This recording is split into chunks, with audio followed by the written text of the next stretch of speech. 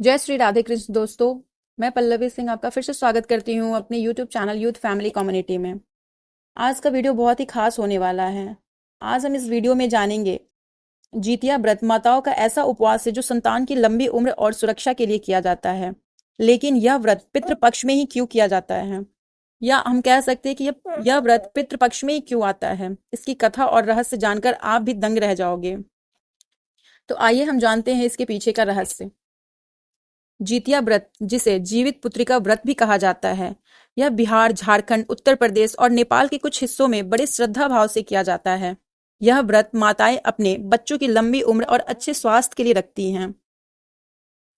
3 दिवसीय यह पर्व 13 सितंबर शनिवार से शुरू हो रहा है।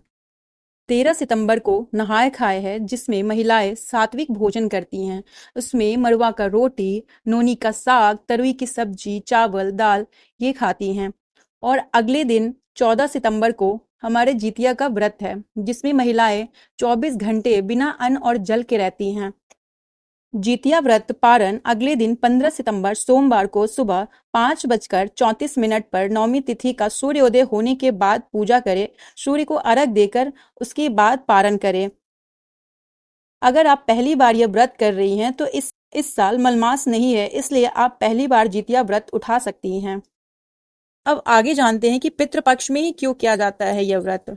मान्यता है कि पितृपक्ष में किए गए व्रत और संकल्प कई गुना फलदायी होते हैं। इस समय पितरों का आशीर्वाद संतान की रक्षा और परिवार की समृद्धि के लिए सबसे प्रभावी माना जाता है। यही कारण है कि जितिया व्रत पितृपक्ष की अष्टमी को रखा जाता है। इस व्रत की कथा क्या है?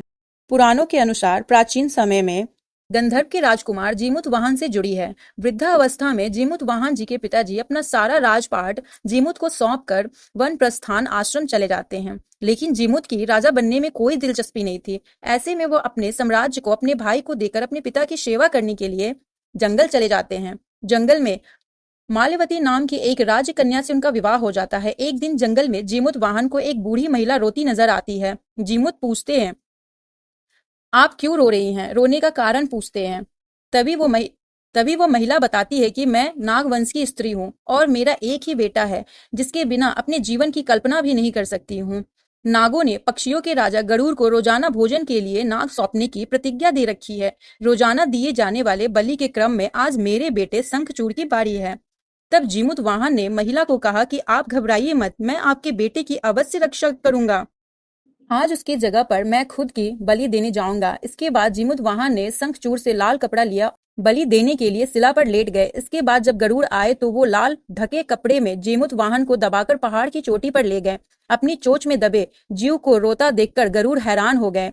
तब गरुड़ ने जीमूत वाहन से पूछा कि आप कौन हैं? जीमूत वाहन ने उन्हें सारी बात बता दी। गरुड़ जीमूत वाहन की बहादुरी से बेहद प्रसन्न हुए और तब उन्होंने उन्हें जीवन दान तो दे दिया, साथ ही आगे से नागों की बलि ना लेने की भी प्रतिज्ञा ली।